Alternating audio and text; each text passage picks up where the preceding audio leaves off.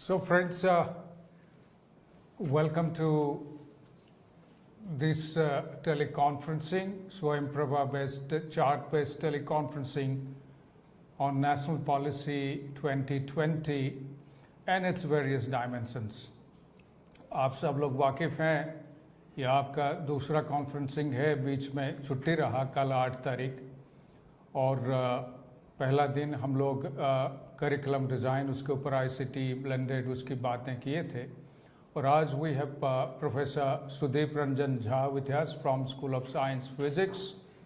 He is a very senior professor and very experienced in these. He is part of our NEP PDP team which is implementing these. As you know, NEP is being implemented in combination of 3 technologies. आप ही के admission और ये तमाम जो है ये आपकी समर्थ platform में हुआ है जो हमारा रीजनल सेंटर उसको एडमिशन किए हैं। उसके बाद आपके डाटा स्वयं वर्टिकल 2 में आ गया जो प्रोटेक्टेड है, स्वयं तो ओपन है बट दिस स्वयं इज़ प्रोटेक्टेड। उस वर्टिकल 2 में आपका ये जो चल रहा है और स्वयं प्रभा कॉन्फ्रेंसिंग उसके साथ जुड़ा हुआ है जो स्वयं प्रभा 32 चैनल्स में से एक चैनल है, चैनल नंबर 20 और इसके माध्यम से चल रहा है। आप चार्ट बेस्ड करेंगे, आप YouTube से भी देख रहे होंगे और आप स्वयं प्रभा से भी ज्वाइन किए होंगे। और मेरी आपसे गुजारिश है कि आप जो है स्वयं के अंदर आप जाइएगा, उसमें 14 जो यूनिट्स हैं, मॉड्यूल्स हैं, वो इंग्लिश और हिंदी में उपलब्ध है और उसके साथ साथ 31 वीडियो, प्रोफेसर झा का भी वीडियो उसमें है, 31 वीडियो मेरा भी वीडियो है, 31 वीडियो है और उसके बाद जितनी हमारा ये 6th बैच है, अब तक जितनी 4 बैच तक 5वीं बैच का हम एडिट कर रहे हैं, सारे वीडियो वहाँ उपलब्ध है, आप उसको भी फ़ायदा उठाइए। और वैसे भी COE live, COE centre for online education, COE live आप अगर टाइप करेंगे YouTube में आपको ये सारा वीडियो उपलब्ध होगा। सो दोस्तों, आज की जो डिस्कशन होगा, चर्चा होगा, तो उसकी मुद्दा ये रहेगा जो सबसे अहम है कि क्रेडिट ट्रांसफ़र और एकेडमिक बैंक ऑफ क्रेडिट। कुछ क्वेश्चन आपका आना शुरू हो गया इसके रिलेटेड, मैं उसको नोट डाउन कर रहा हूँ। प्रोफेसर झा इसको लगभग 25 मिनट आपके सामने रखेंगे, 30 मिनट आपके सामने रखेंगे, उसके बाद आपकी प्रश्न की चर्चा करेंगे लगभग 4 बजे तक। प्रोफेसर झा। बहुत बहुत धन्यवाद प्रोफेसर पांडा। आज मैं कोशिश करूँगा कि आप आज की बातचीत को हम बाइलिंगुअल रखें टू द एक्सटेंट पॉसिबल, जिससे कि जैसे कि हम सब लोग जानते हैं कि इसमें हमारे शिक्षक पूरे देश के डिफरेंट कॉलेजेज और यूनिवर्सिटी के पार्टिसिपेंट्स हैं। They have enrolled for this NEP PDP programme which is essentially mean to sensitize the teaching community with the salient features of national education policy, that is the through this 1-week professional development program. तो जैसा कि professor पांडा ने कहा कि आज की चर्चा का विषय हमने रखा है academic bank of credits and credit transfer. ये दोनों ही आइडियाज़ बहुत ही सिग्निफिकेंटली NEP डॉक्यूमेंट में हायर एजुकेशन के कॉन्टेक्स्ट में इसकी चर्चा की गई है और मैं अपना प्रेजेंटेशन इन दोनों मुद्दों पर इस तरह से हमने स्ट्रक्चर किया है। ब्रीफली मैं इस पर चर्चा करूंगा। जैसा कि प्रोफेसर पांडा ने कहा, इन सब मुद्दों से related video programmes as a resource आपको अपने वेबसाइट पे मिलेंगे, जिस वेबसाइट पे आपके तमाम मटेरियल हैं, यूनिट्स हैं और डिफरेंट डिस्कशन फोरम का एक्सेस है। वहाँ पर इन मुद्दों पर भी वीडियो आपको मिलेंगे।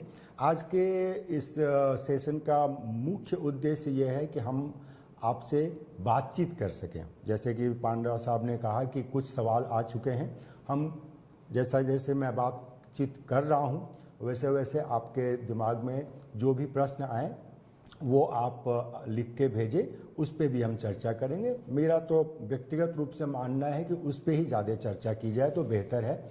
ये जो आज मैं आपको बता रहा हूँ ये आपको रिटन टेक्स्ट में भी मिलेगा और इस पे आपको वीडियो भी मिल जाएगा। बहरहाल, चूँकि डिस्कशन को शुरू करने के लिए कुछ इम्पॉर्टेंट चीज़ें मैं बताना चाहूँगा कि मैं अभी थोड़ी सी चर्चा करूँगा कि क्रेडिट क्या है। देखिए, हम दोनों, मैं और प्रोफेसर पांडा इंदिरा गांधी राष्ट्रीय मुक्त विश्वविद्यालय में शिक्षक हैं पांडा साहब मुझसे भी पहले से यहाँ हैं। और हमारी इस यूनिवर्सिटी इग्नू की एक विशेषता ये है कि शुरू के दिनों से ही राइट फ्रॉम अर्ली 90s जब हमारे एकेडमिक प्रोग्राम्स ऑफर पे आए ओपन एंड डिस्टेंस मोड में, उसी समय से इस विश्वविद्यालय ने अपने प्रोग्राम्स एंड कोर्सेज को क्रेडिटाइज करके और credit based courses and programmes offer किया था। तो हमारे लिए तो ये क्रेडिट का जो कॉन्सेप्ट है, ये आइडिया है, ये नया नहीं है, लेकिन हमारे तमाम देश के कॉलेजों और विश्वविद्यालयों में जो शिक्षक हैं उनके लिए ये एक नई चीज़ है। ऑफ कोर्स उन कॉलेजेज और यूनिवर्सिटीज़ में जिन्होंने CBCS को ऑलरेडी ऑपरेशनलाइज किया है, जो 2014 में प्रपोजल आया था और 2016 से डिफरेंट विश्वविद्यालयों ने अपने अंडर ग्रेजुएट प्रोग्राम को मोस्टली CBCS के स्ट्रक्चर में ढाला था, जिसमें कि क्रेडिट बेस्ड कोर्सेज और प्रोग्राम्स की बात थी। बहरहाल अभी जो स्थिति है उसमें CBCS भी बहुत सभी विश्वविद्यालयों में नहीं लागू हुआ है, तो मैं उसकी थोड़ी चर्चा करूंगा कि क्रेडिट का मतलब क्या है और कोर्सेज को क्रेडिटाइज करने का क्या मतलब है, और पूरे हायर एजुकेशन इकोसिस्टम को credit based courses and programmes में ढालने के पीछे क्या उद्देश्य है, उसके क्या फ़ायदे हैं और उसके क्या तरीके हैं। उसके बाद फिर मैं थोड़ी सी चर्चा करूंगा कि क्रेडिट ट्रांसफ़र का क्या मतलब है और ये किस तरह से विद्यार्थियों के लिए यूज़फुल होगा, और NEP में जो मल्टीडिसिप्लिनरी और interdisciplinary undergraduate and postgraduate programmes की बात की गई है, उस तरह के अंडर ग्रेजुएट प्रोग्राम को रीस्ट्रक्चर करके ऑफ़र करने में जो कठिनाइयाँ फेस की जा रही हैं या की जाएंगी कॉलेजों और विश्वविद्यालयों द्वारा, उसमें ये क्रेडिट ट्रांसफ़र और एकेडमिक बैंक ऑफ क्रेडिट का जो आइडिया है वो किस तरह से मददगार साबित होगा। तो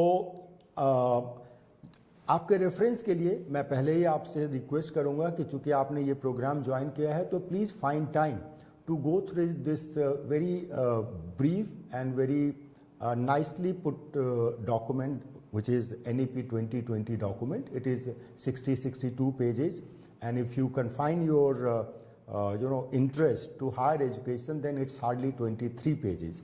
So please find time to go through this document, and here just for your reference I have called out that what are the sections and items in this document where this word credit and academic bank of credit and credit transfer and credit based higher education do figure in the main document. And then you can see there are at least 6-7 points where they talk that the whole higher education ecosystem has to be credit based, and the idea of academic bank of credit has to be incorporated in all higher education programs by all HEIs in the country, whether it is private or public sector.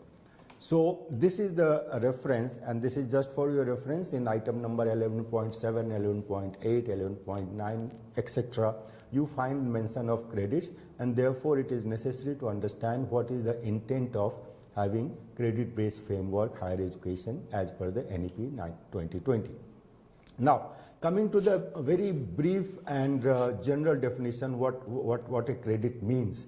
So in our country also, the professional and technical institutions have adopted these credit-based courses and programs from long back. IITs is a case in point. And the standard definition, which has also been recognized and rather notified by UGC through its various gazette notification regarding higher education, the basic idea is the credit is essentially linked to the content, right? So as a teacher, you know that what is the content you want to transact at undergraduate level in say course X, right? So what we normally say that this is the syllabi for the course which will be transacted either over a period of one semester or in the annual system over a period of 1 year. So typically the credit is defined by the content which will be covered in 15 hours of classroom teaching in a 15-week semester. So now to simplify it further, if you have a 15-week semester and you assign 1 hour class per week for a course, then the content you will cover over the period of the entire semester in 15 classroom lecture is the content which will be given credit of 1, right? So this is the basic unit which is used for creditizing different courses, and as it is obvious that it is essentially linked to the content you are going to cover over a period of 15 classroom lectures in a face-to-face situation. That is the definition, a standard definition. Then there are linkages with the credit notion in case of open and distance learning, where there is no face-to-face classroom teaching kind of a situation. There the definition shifts the focus from teacher to a student, and the definition goes like this. It's a simple multiplication factor of 2, which essentially means that the content which a student will take typically 30 hours of student time to understand, comprehend, and do the related assignments, that content will be assigned 1 credit.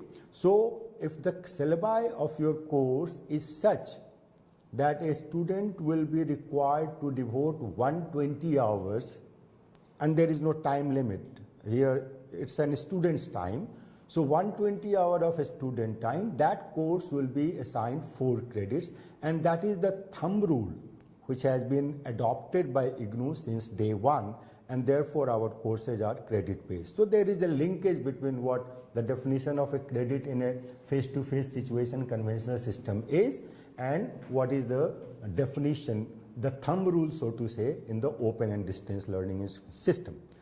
Now coming to the reference of NEP 2020, typically as a follow-up to NEP 2020 implementation, UGC has come out with different gazette notifications and guidelines, right? So one of those guidelines, which is yet to be finalized, it's in the draft stage. I hope that it will be notified soon.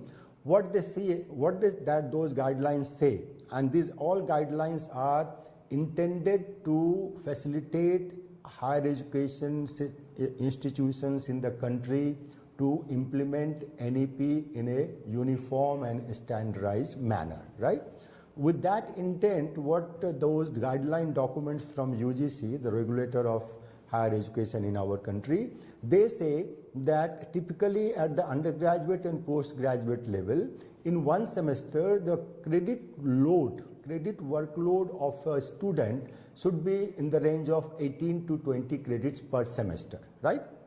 So if you take, for the sake of ease of multiplying things properly, so let's say if it is a 20 credits per semester, then a 3-year undergraduate program, which will consist of 6 semesters, will be of 120 credits, right?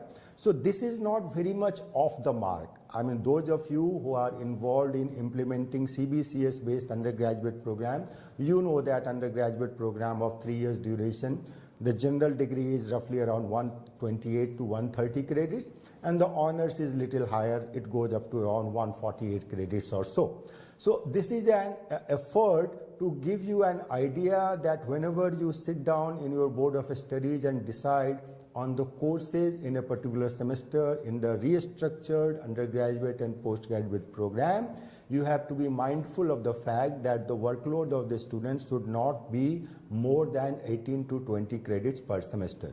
So this is, these are all broad guidelines and broad reference points, and autonomy of the institutions, of course, is there to tweak things here and there slightly to suit your requirement.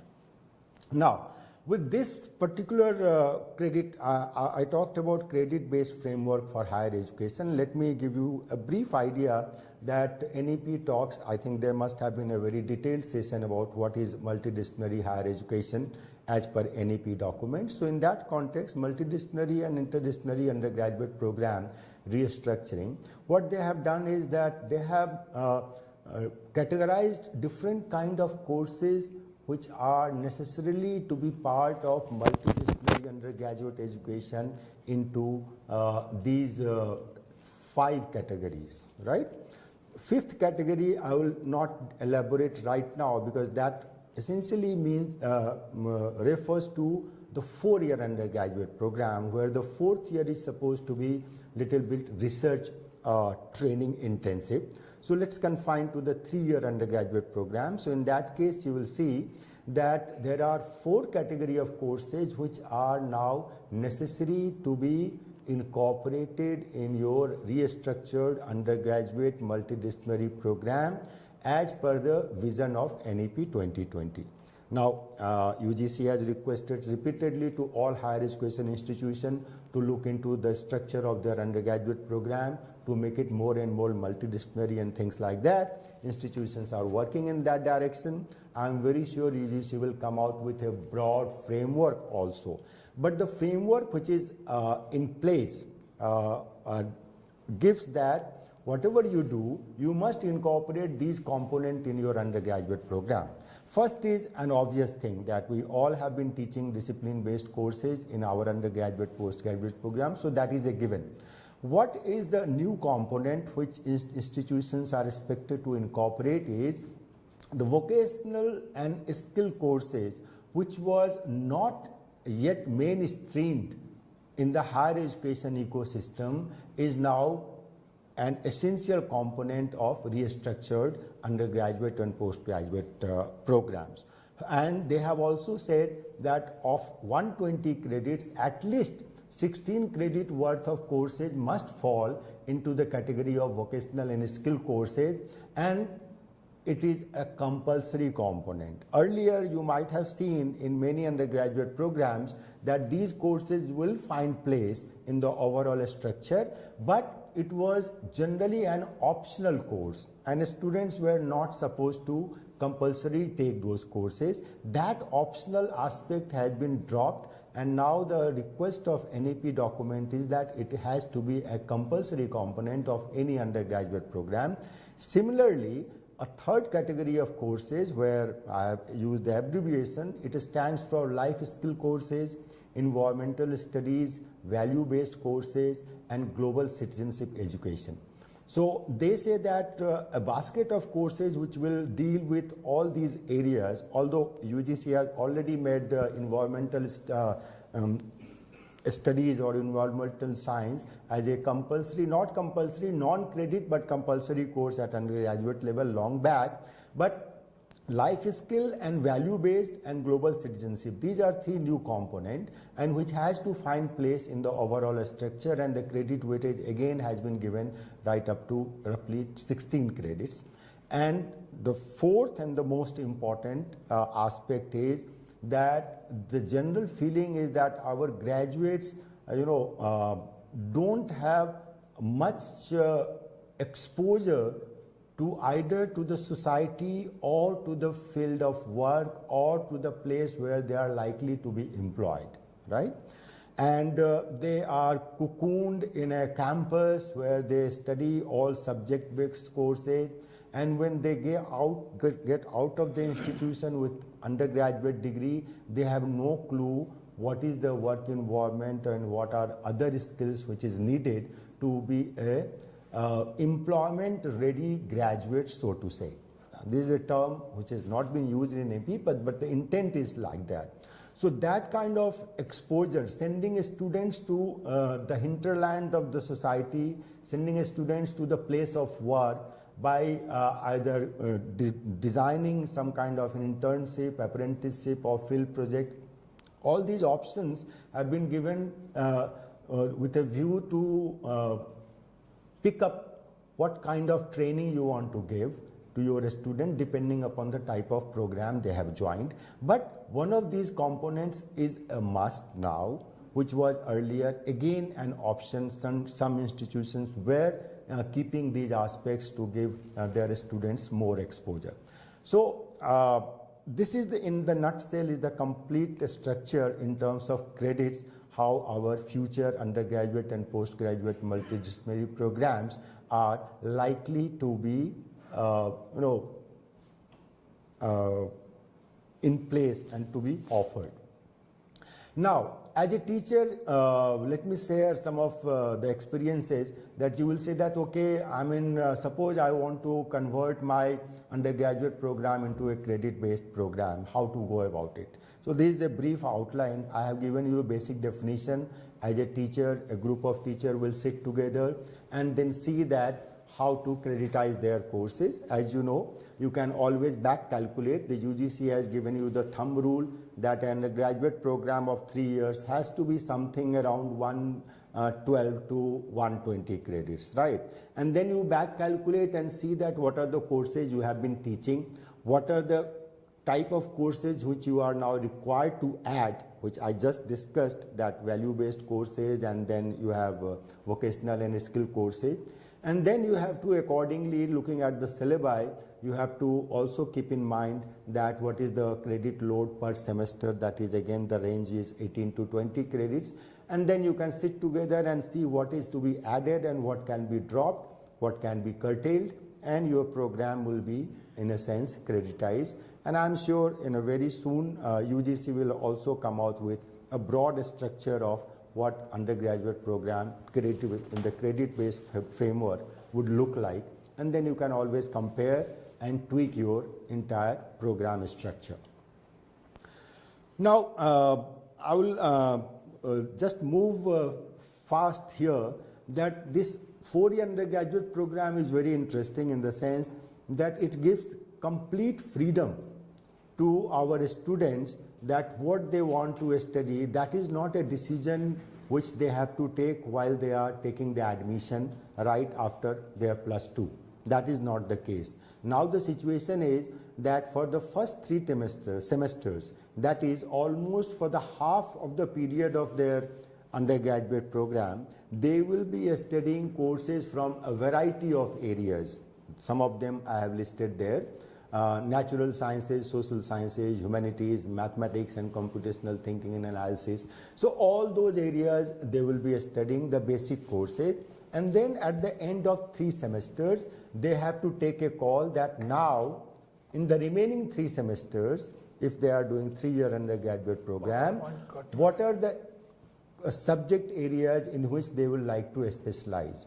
So the whole idea of picking up whether you want to do BA or BCom, whether you want to do BA honors, whether you want to do honors in history or sociology, all these decisions as on date has to be made by students right after his or her +2 when they are seeking admission in the undergraduate program.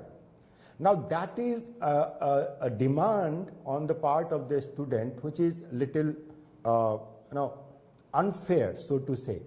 But this scheme where you give them sufficient time of 1.5 years, that is 3 semesters, they get exposed to courses from all areas, science, social sciences, humanities, and vocational. I mean, vocational is to be mainstreamed, right? And then they can take a call that, okay, this area interests me, so let me now pursue a particular subject in deep, and then accordingly their degree will be tailored like that, whether they get BA or BCom or BSc. Now, coming to with this background, the whole idea of credit is essential because this NEP talks of academic bank of credit. Now, what is the objective of this idea, that is academic bank of credit? Let me tell you briefly.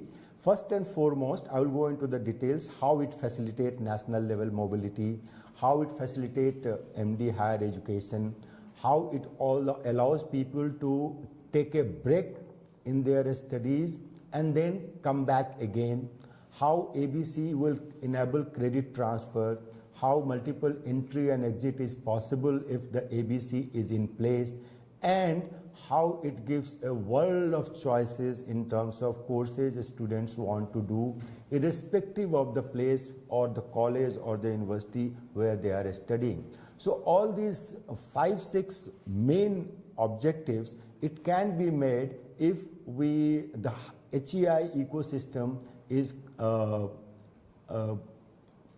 take part into this academic bank of credit scheme, which is already operational through Ministry of Higher Education. It is a website-based portal, and every higher education institution has to register themselves in the ABC portal, Academic Bank of Credit portal. That is the first stage. They have to get the approval of their statutory body, and they have to meet certain conditions. If you're a college or university visits that site, they will find that what are the conditions, pre-requirement for any institution to be a part of ABC. That is the stage one. Secondly, once your institution is registered with Academic Bank of Credit scheme, then you have to automatically or necessarily make your students avail the facility by opening an account. So this is a typical bank. Instead of rupees being traded, either you can deposit or withdraw. Here what you deposit and withdraw, it is essentially meant for students. So what they deposit and withdraw is the credit earned or the courses they have passed. The moment a student passes a course, which is say let's 4 credits, then in the ABC, that academic bank, his or her 4 credits are credited, right? And once he or she has completed all the requirements of a program, all those credits will be redeemed, realized, withdrawn, and the student will be given a degree, whether it is a certificate or diploma or bachelor's degree. Now, details of ABC such as standard operating procedure, how it will work, what is the expectations on the part of a student, all those details HEIs has to put in the place on their university's website so that students and other stakeholders are aware that this institution is ABC compliant. Now, as a teacher, you will like to know there are many complicated questions with ABC because it's not something which is free for all. So UGC subsequently has come out with certain strict academic guidelines how this ABC scheme is to be made operational and how it will work. First and the foremost is that it is not that you pick up credits from variety of institutions and then you come to one institution and tell them that this is my accumulated credit and you give me degree. So that is not possible. That is first criteria, that if you want degree of, let's say, IGNOU, then IGNOU's Bachelor's of Science or Bachelor's of Art, then you must do at least 50% of the total credits of the program from IGNOU. And this applies to any other institution. This is one caveat of how ABC is to be made operational. Second is that suppose you want to take degree of Delhi University, right? So Delhi University has some requirement that for BA program you must earn certain number of credits in core subject areas. So you have to meet that criteria if you want degree of that university, in addition to meeting the first criteria that you have to earn 50% of the total credit of the program from that university. That is second. Third academic requirement is that credit accumulated in ABC, your academic bank, as a student I am talking right now, for a student, whatever credit is accumulated, its validity is only up to 7 years. The whole idea here is that in a cycle of 7 years, most of the courses of a program gets revised, and therefore, if you come after 7 years for a degree in which that course is a part, then the course has been revised and therefore the validity has been kept at the 7 years at the maximum. And last but not the least, it is so obvious that for a credit you have earned, right, you can redeem it just only once. It's not that if a course is a part of, let's say, 2 programs of a university, you can't say that you have done this course and therefore you redeem it to get 2 different degrees. That is not possible. Either you have to you can redeem it just to get only 1 degree. It can't be redeemed multiple times. So once you redeem it for a degree of any program, then that course does not reflect in your academic bank, so to say. Now, briefly on the credit transfer. As I told you that मैं और पांडा साहब इग्नू में हैं और हम इस credit से हमारे लिए कोई नया नहीं है, और जिसने जब से हमारे प्रोग्राम्स ऑफर पे हैं उसी दिन से हमारे यहाँ क्रेडिट ट्रांसफ़र भी हम प्रैक्टिस करते हैं, इसीलिए मैंने एग्जिस्टिंग प्रैक्टिस में सबसे पहले इग्नू रखा है। मुझे नहीं लगता कि और कोई दूसरा विश्वविद्यालय इतनी आसानी से बच्चों के प्री लर्निंग को रिकॉग्नाइज करके उनको उन कोर्सेज को फिर से नहीं करने की लिबर्टी देता है जितनी सुविधा से इग्नू देता है। बाकी यूनिवर्सिटीज़ भी देती होंगी, I am sure association of Indian universities के थ्रू अगर दो यूनिवर्सिटीज़ आपस में कोई कोलैबोरेशन करती हैं तो वहाँ पर लेटरल ट्रांसफ़र मिलता है। आप फर्स्ट ईयर अगर कहीं से किया आपने तो सेकेंड ईयर में आप जा सकते हैं, provided both the institutions fall in the overall AIU domain. So, but that is lateral entry. Here it's not like that. In IGNOU, if you have done one course in, let's say, BSc first year from any university, right, and you have joined IGNOU, so you will be with us for 3 years, no problem. But the course you have done and you have passed from other university, you can always seek credit transfer for that single course.